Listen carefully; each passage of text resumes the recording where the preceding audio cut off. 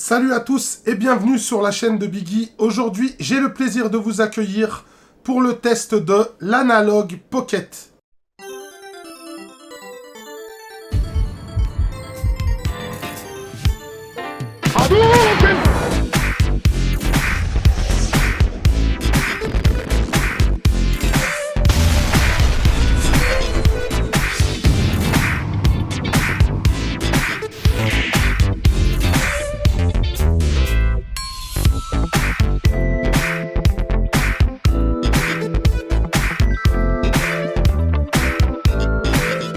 L'Analog Pocket, c'est un projet donc de Analog qui est fabricant de consoles FPGA. On les avait connus sur leurs différents modèles, NES, Super Famicom, Super Nintendo et également Mega Drive. Et ils s'étaient lancés donc dans plusieurs projets en parallèle, dont l'Analog Pocket qui avait été annoncé il y a quelques temps déjà, et également un modèle aussi de PC Engine Duo qui pourra faire la totalité en fait du catalogue PC Engine, que ce soit CD ou U-Card. Donc en fait, il y a eu ce projet qui a été donc lancé il y a maintenant plus d'un an. Et donc on pouvait précommander cette console. Et j'ai pu précommander dès lors. Bon, les précommandes se sont terminées assez rapidement. La demande a été très très forte. Et donc j'ai pu réserver une console. Donc j'avais précommandé la console, je l'avais payée. Et puis après, bon, ils ont annoncé donc des groupes dans lesquels ils allaient distribuer les consoles. Puisqu'ils disaient, ben, tel groupe va le recevoir à telle date, premier trimestre 2022, deuxième trimestre, troisième et quatrième trimestre. Et malheureusement, j'ai pas été assez rapide, puisque la console moi, je suis arrivé dans le Q4 2022, donc très très loin, on va dire, de certains qui l'ont déjà depuis un moment. Donc cette console, qu'est-ce qu'elle va faire? C'est un FPGA. On va pouvoir simuler en fait tous les systèmes. Simuler, vous savez, c'est un jargon. Hein. Je préfère donner ce jargon-là. Je sais qu'il y en a en commentaire, ils vont me dire, mais non, c'est pas de la simulation, c'est machin. C'est pas grave, je vais utiliser ce terme pour faciliter à tout le monde, ça sera plus simple. On va dire lancer dans les mêmes conditions que le système d'origine des consoles de jeux rétro. Et là, en l'occurrence, toutes les consoles portables. Et donc, cette console a été disponible déjà depuis un moment.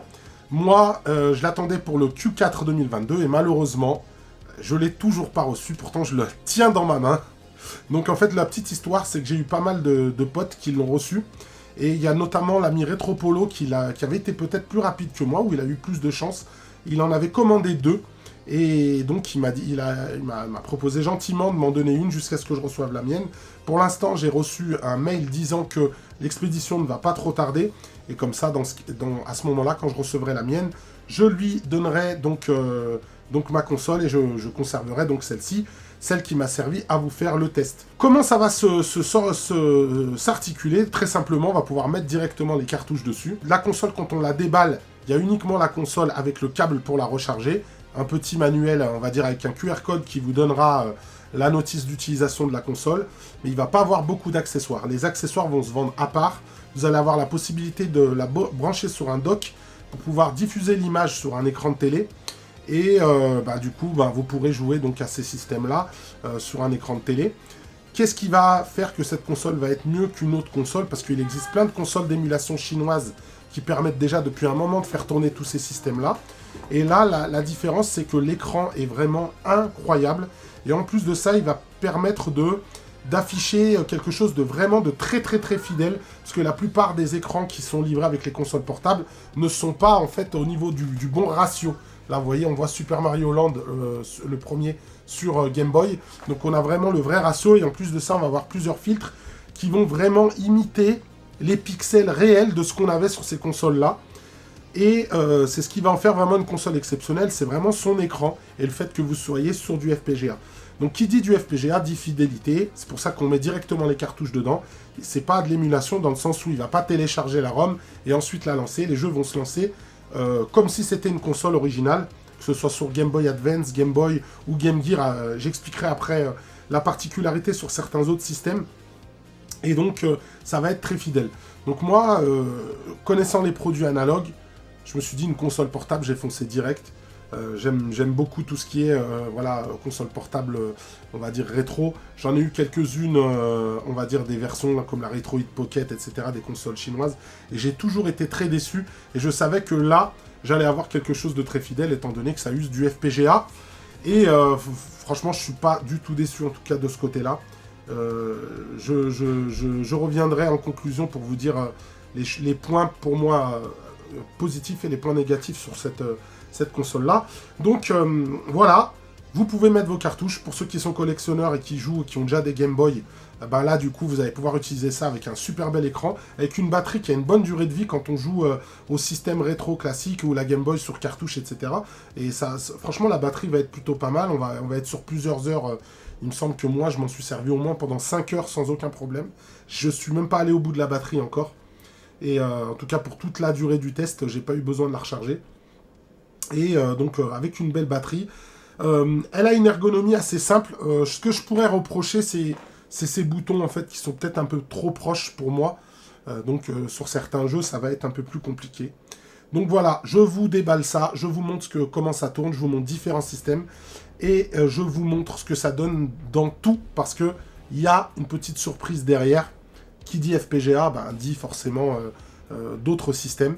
Donc, je vous laisse regarder l'unboxing et le test de la console. On se retrouve donc pour unboxer la Pocket, donc l'Analog Pocket, donc la console, hein, comme je vous l'ai présenté, d'analogue portable.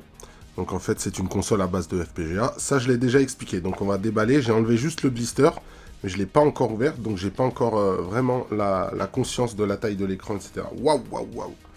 C'est magnifique. Donc en termes de boîte, comme d'habitude chez Analog, c'est très proche de ce qu'on avait sur la Super NT et la Mega SG. Hein. C'est leur boîte un peu en mode recyclable. Donc voilà la console. Elle est juste fantastique. L'écran est grand, je la voyais pas si grande. Bon, elle est toute recouverte de plastique, c'est plutôt pas mal. On a donc la croix directionnelle qui a l'air, ma foi, assez bien. On a les boutons qui sont là.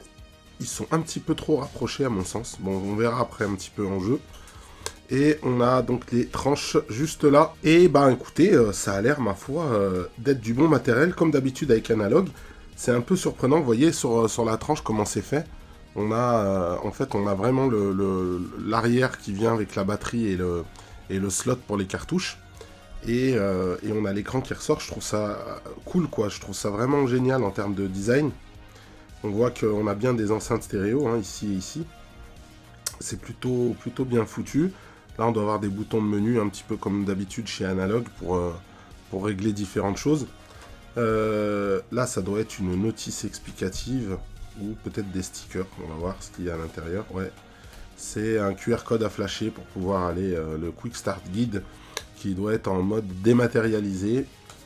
Très bien. Et ensuite, on a le câble. Et comme d'habitude chez Analog, et comme sur un téléphone portable, ils ne fournissent pas l'adaptateur secteur.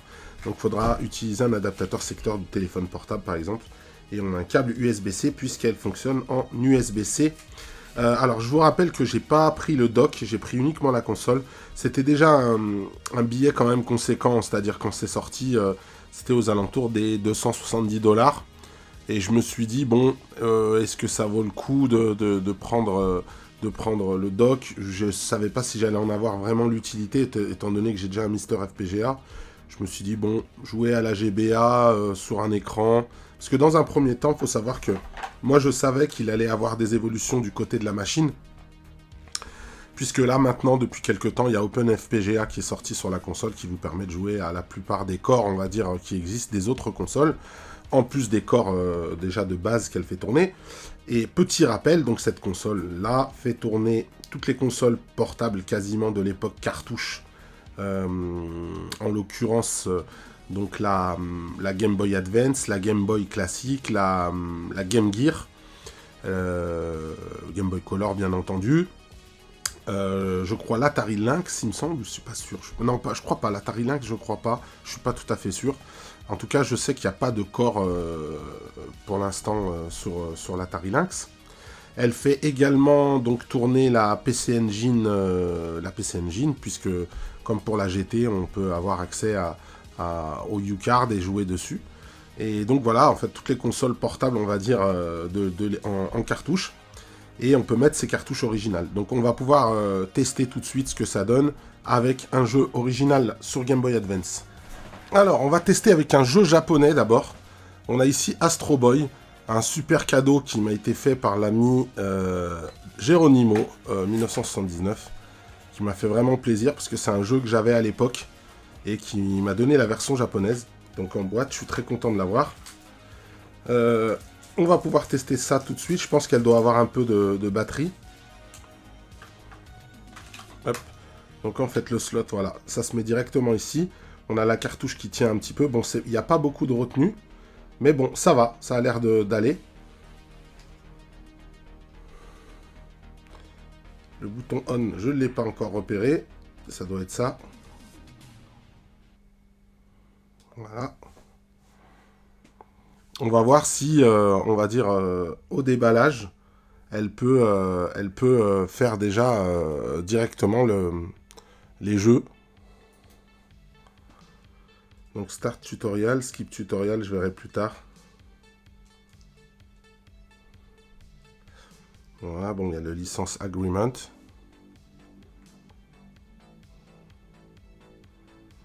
Bon, c'est du blabla.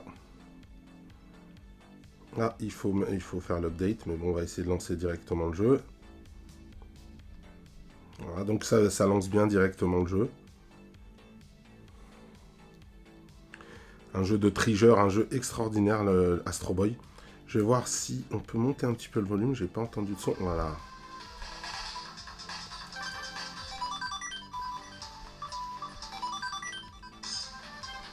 Ah, le rendu a l'air vraiment dingue, vous voyez. Faut savoir que la console, elle a plusieurs modes de rendu au niveau de l'écran.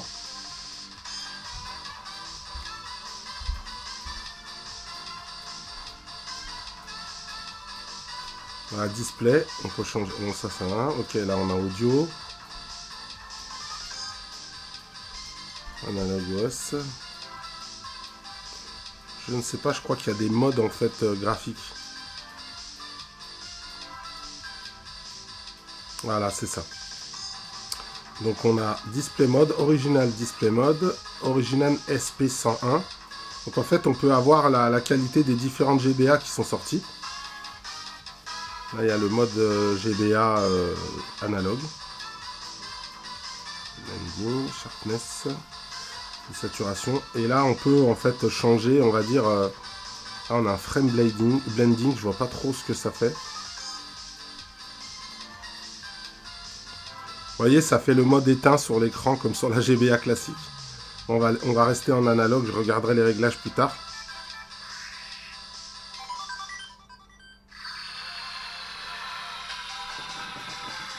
Après, je pense que la plupart d'entre vous l'ont connu, celui-là.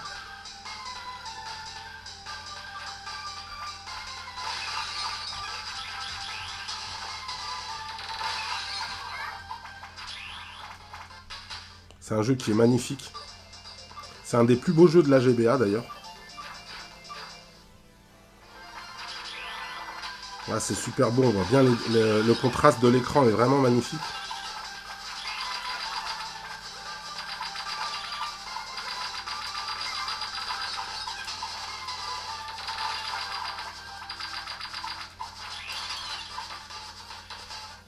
Hop, voilà, c'est ça, avec O on a le laser.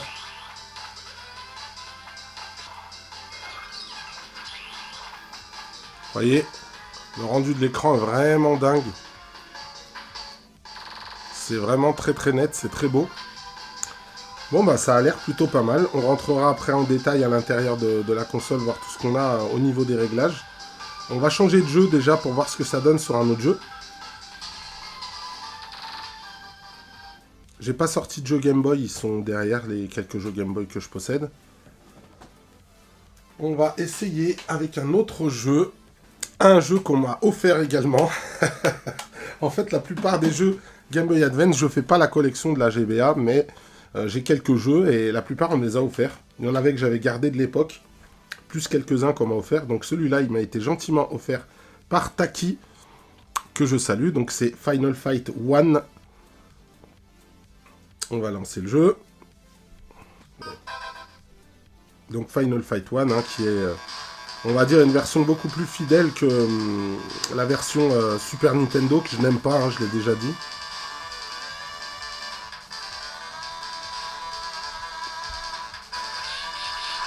Voilà, vous voyez la taille des sprites, le nombre d'ennemis à l'écran. Bon, la GBA est plus puissante que la Super Nintendo, mais là, vous voyez, cette conversion est vraiment magnifique pour ceux qui ne la connaissent pas.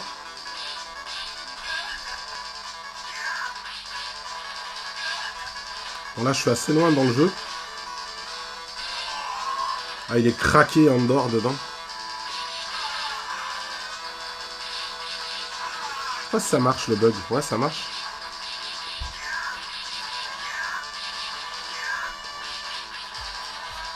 Vous voyez, le rendu est vraiment ouf. Hein. C'est super fin en fait. Par rapport à une Game Boy Advance classique. Vous voyez, c'est vraiment beau. Et puis le son est assez puissant. Hein. Je sais pas où je suis en termes de volume, mais c'est plutôt puissant. Vous voyez, je vais essayer de voir le volume. Ouais, je suis au max. Donc le son est vraiment, vraiment puissant dedans. Par contre, on voit que le jeu prend pas tout l'écran. Ça, faudrait que je vois s'il y a des choses pour pouvoir avoir un peu plus d'écran.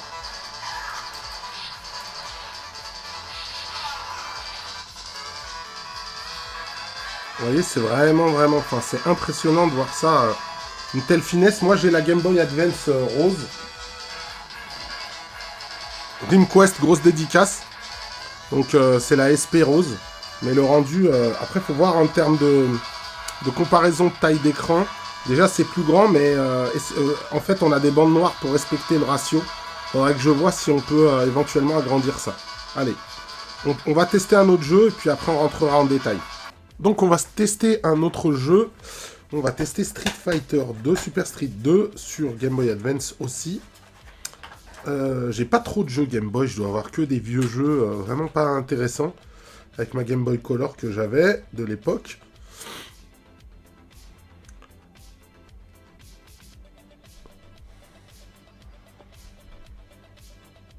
Donc là, on a 6 boutons sur cette console-là.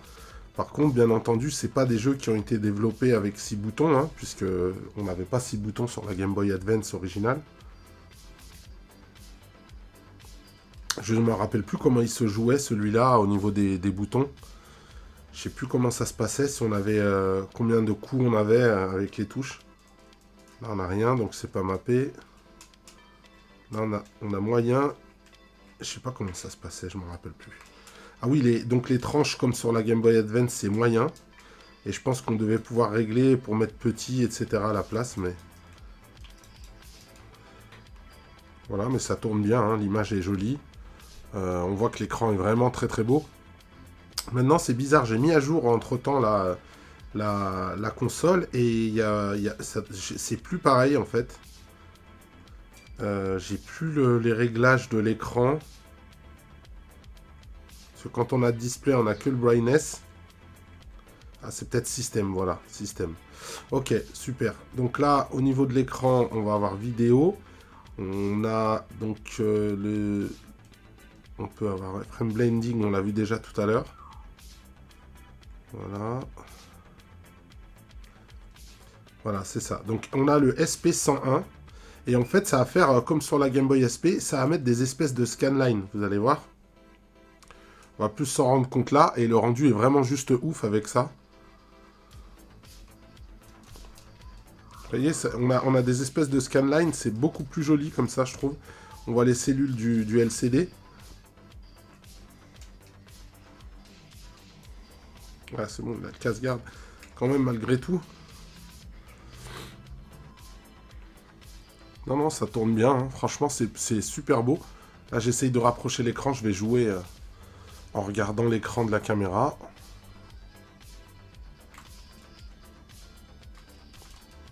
Là, j'ai pas le même... Il y a un lag, en fait, c'est normal. Je regarde la caméra. Très bien, cette version Game Boy, d'ailleurs, Advance de 2X. Même si elle n'a pas toutes les touches, ça reste quand même un jeu super sympa à faire comme ça en portabilité. Après, on va rentrer dans le détail, mais il y a beaucoup mieux, donc on va y venir juste après. Là, on voit vraiment que le rendu sur les cartouches, c'est fidèle.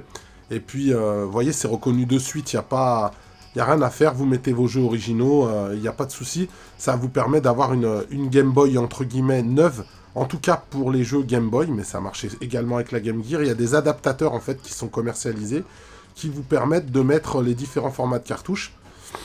Et du coup, de profiter de toute cette ludothèque que vous avez peut-être, ou si vous collectionnez les différentes consoles portables.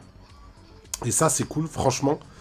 Parce que, même si aujourd'hui, la plupart des gens qui ont des Game Boy Advance, en général, ils vont modder les écrans parce que les écrans ont vieilli.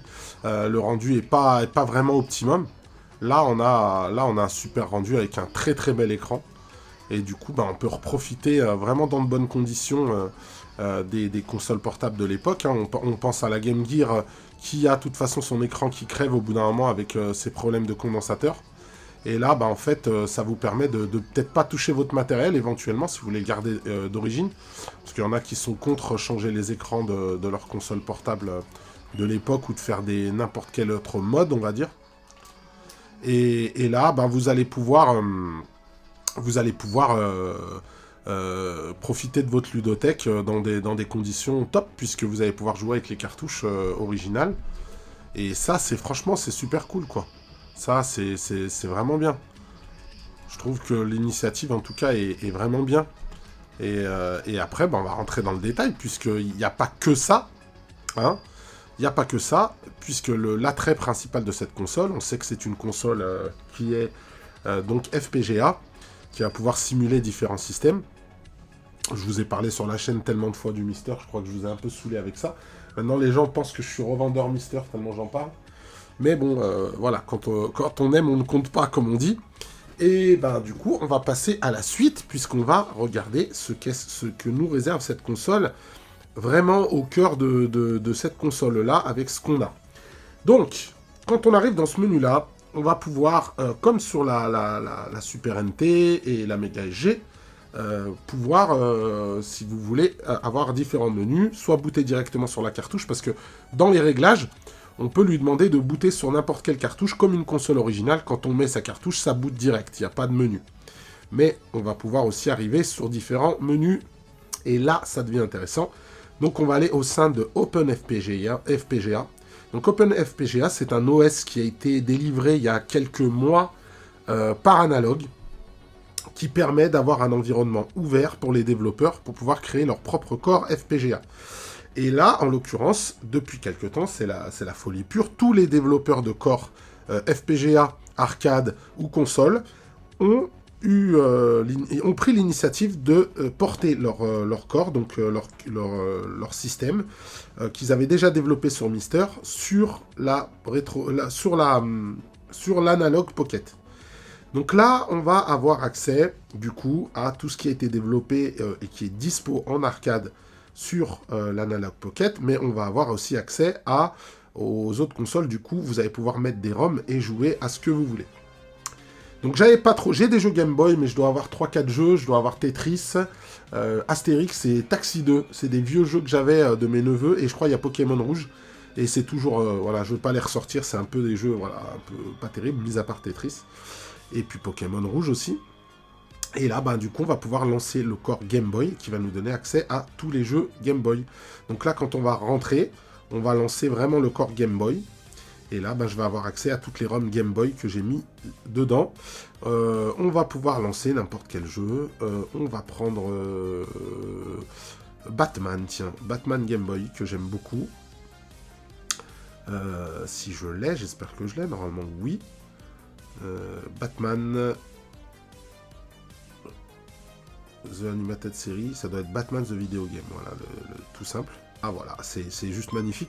Là, on va avoir un rendu classique, on va dire, qui va se rapprocher un petit peu de la Game Boy, mais sans vraiment rentrer dans le détail. Et quand on va pouvoir rentrer dans le corps, on va avoir différents réglages.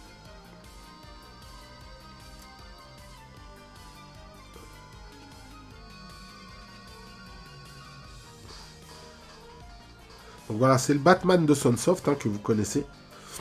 J'en ai parlé sur la chaîne dans le premier souvenir avec la Game Boy. On va voir ce qu'on peut changer. Ça, c'est juste les contrôles. On peut remapper, vous voyez, les contrôles comme on a envie. Parce que c'est vrai que comme on a une dispo qui est comme ça, on peut avoir ces deux touches-là ou ces deux touches-là. Peu importe, vous pourrez mapper comme vous voulez. Là, on peut toujours reloader sa cartouche. On peut loader un BIOS. On a du rumble. Donc, on peut mettre de la vibration. Ça, c'est plutôt pas mal.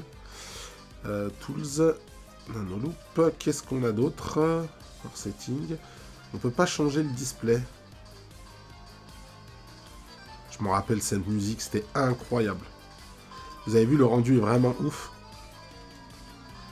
Et là, ce qui est cool pour la Game Boy, comme on est dans le bon format, on est vraiment en plein écran. C'est mieux que sur la Game Boy Advance, puisque le format de l'écran n'était pas le même. Et là, on profite vraiment de toute la taille de l'écran, et ça, c'est cool. Puis le son est juste mortel. Ah, j'ai des souvenirs qui me remontent quand j'entends la musique, c'est incroyable. Ce jeu Game Boy qui me fait penser à Super Mario Land avec les petites briques et tout. Et on a Batman, ça aurait pu être un autre jeu que Batman en vrai. Mais bon, ils ont justifié de pouvoir mettre Batman. Mais Batman qui se bat avec un pistolet, c'est pas trop Batman. Mais voilà, moi ce jeu, j'ai énormément de souvenirs avec. Et il m'avait vraiment marqué à l'époque. Et ce que j'aimais, j'en ai parlé plusieurs fois, mais dans la Game Boy, c'est que on avait des jeux profonds dans un jeu portable, parce que on a connu les Tiger, moi j'avais les jeux électroniques, les Game & Watch, etc. C'était sympa, parce que pour quand on était jeune, c'était vraiment quelque chose d'incroyable. Moi j'avais des mini-bornes Space Invader ou Scramble, et j'étais déjà très content. Mais là, on avait vraiment des jeux profonds à creuser, et c'est ce que j'ai beaucoup apprécié sur la Game Boy à l'époque quand j'étais gosse. C'était la Game Boy de ma grande sœur. Et voilà, je l'ai poncé, j'ai joué à des jeux, j'en ai parlé plein de fois, mais Gargoyles, Tortue Ninja, Batman, Super Mario Land, toute la série des Super Mario Land. Mario Picross que j'avais vraiment aimé. Au début, je trouvais ça naze, mais quand on m'a expliqué le principe, ça a été une révolution ce jeu. Donc voilà pour Batman hein, et la Game Boy. Je vais essayer de voir si on peut éventuellement rentrer dans les réglages. Parce que là, je vois que je peux pas... voilà, je peux pas lancer de réglage d'écran. Voilà aussi ce qu'on peut avoir en mode FPGA. Donc quand on est en mode FPGA, pour l'instant, dans la version qui est disponible actuellement, on n'aura pas les options d'écran aussi poussées qu'on aura que quand on joue sur une cartouche. Quand on joue sur une cartouche, là on voit par exemple avec Zelda Link's Awakening sur Game Boy, on n'aura pas toutes les options qu'on a à l'intérieur de la console quand on l'utilise avec une cartouche. Donc vous voyez, le display mode est grisé. On va avoir quelques options pour pouvoir lancer un autre jeu, mais c'est vraiment les versions, on va dire, bêta de OpenFPGA.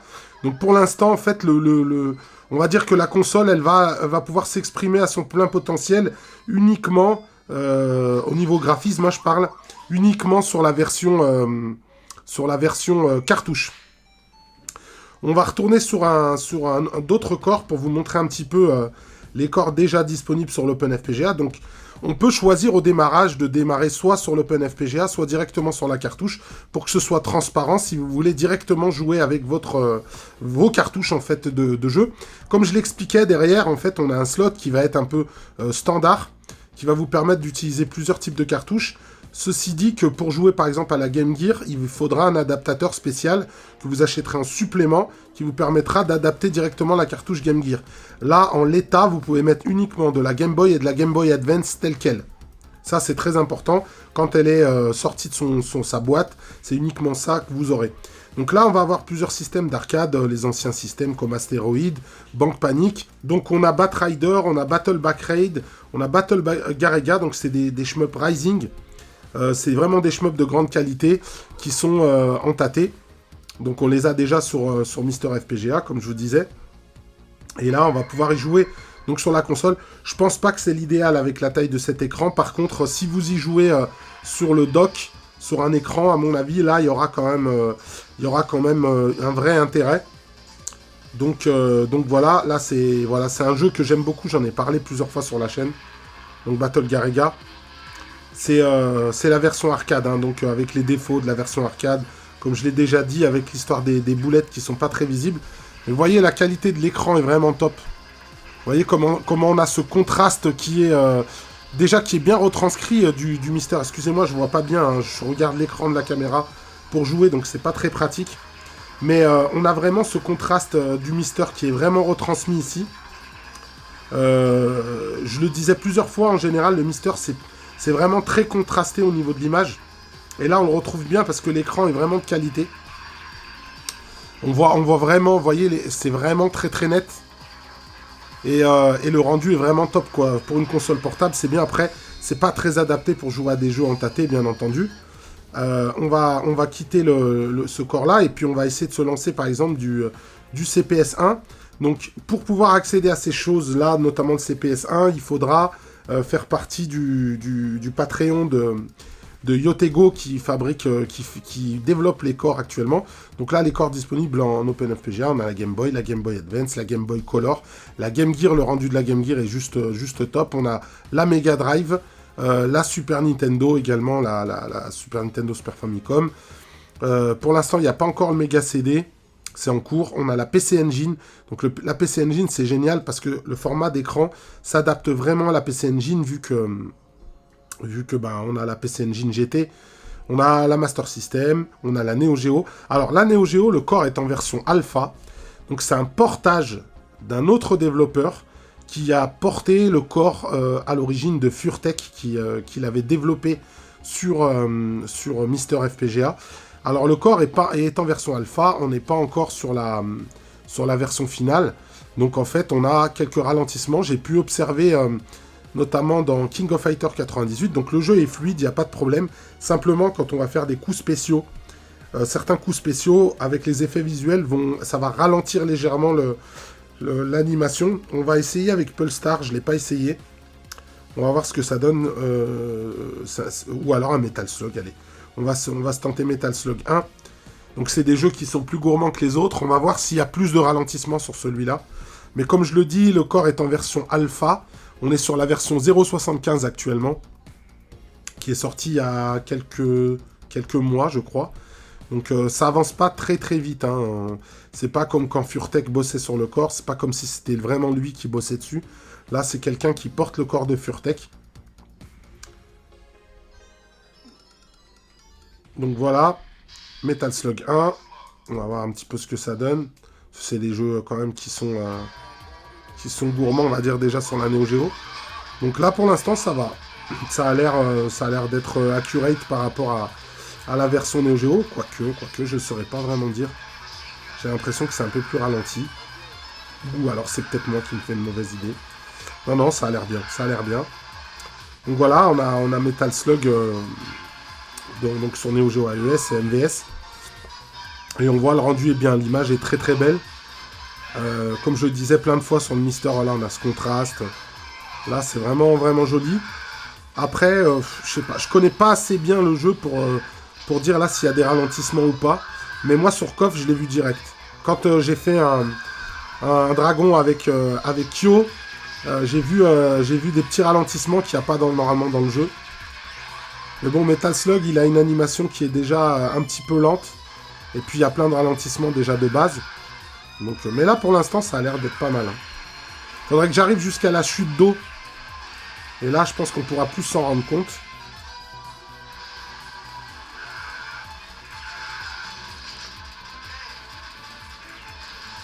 Bon, c'est pas pratique de regarder l'écran pour jouer. C'est super compliqué. Parce que je regarde pas l'écran de la console, je regarde l'écran de la caméra. Et je vois rien. Donc, voilà, mais ça a l'air de tourner. Après, je sais que... Voilà, ça ralentit, mais il me semblait déjà à la base que ça ralentissait. Après, vous me direz de ce que vous avez vu, si voilà, si vous avez bien l'habitude du jeu. Moi, ça fait un petit moment que je ne l'ai pas lancé, le 1. Ouais, ça a l'air de ralentir beaucoup, mais il me semble qu'à la base, ça ralentissait. Je vais attendre d'essayer d'arriver à la chute d'eau de la fin du premier niveau.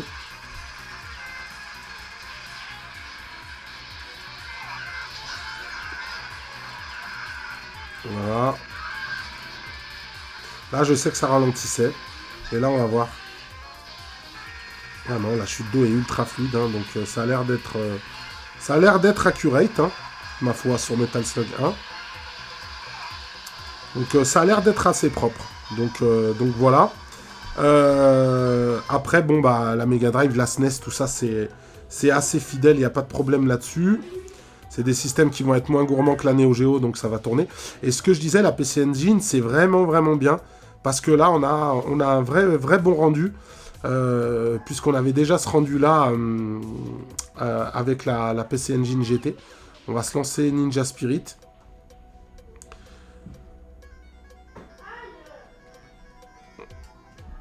C'est voilà, on voit l'écran et bien, c'est bien full screen, ça c'est cool. Parce qu'il y a des systèmes où on va avoir les proportions d'écran qui vont être différentes. Là, là c'est bien. C'est bien, le rendu est bien dessus. Du coup, ça vous fera aussi une PC Engine GT, on va dire, mint, parce que vous voyez, la qualité d'image, elle est mieux que n'importe quel écran qu'on a pu voir sur une console portable. Et même sur la version IPS là, de l'écran qui est vendu pour la PC Engine GT, le rendu là, ici, n'a juste rien à voir. Et c'est juste magnifique, quoi.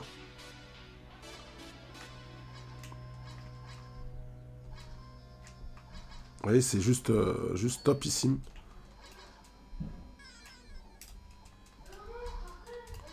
Vous voyez? Donc, fantastique. Moi, je trouve en tout cas, la PC Engine, le rendu est dingue. Le rendu est dingue. C'était un de mes coups de cœur. Et c'est peut-être aussi un petit peu par rapport à la possibilité de pouvoir jouer au titre PC Engine sur portable. C'était une des raisons qui a fait que j'ai pris cet Analog Pocket. Parce que je possède pas de PC Engine GT. Donc voilà, et là on voit que ça tourne très très bien. Il n'y a aucun souci dessus. Donc voilà pour l'overview déjà de ce qu'on a dans OpenFPGA. Donc vous voyez, il y a du choix. Hein. Maintenant, tout est quasiment disponible. Il reste encore, on va dire, la PC Engine CD-ROM qui n'est pas encore développée, mais ça arrive apparemment. Ça arriverait bientôt. Là, il y a quelques PCB d'arcade qui ont été portés. Ben, là, on voit Snow Bros 2, c'est des jeux taux à plan. Donc on attend. IRM, ça n'a pas encore été porté.